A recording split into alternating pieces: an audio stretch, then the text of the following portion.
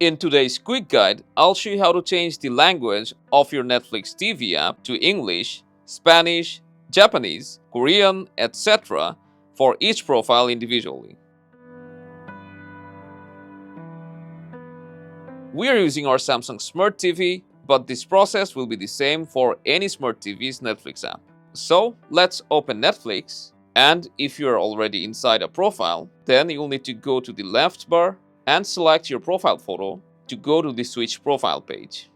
Now go to the profile for which you want to change the language. Then go to the left, select the pen icon, and here's your language option.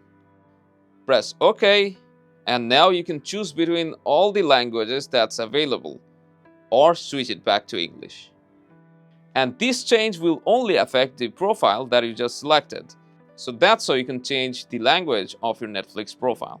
So make sure to drop a like, subscribe, and enjoy Netflix.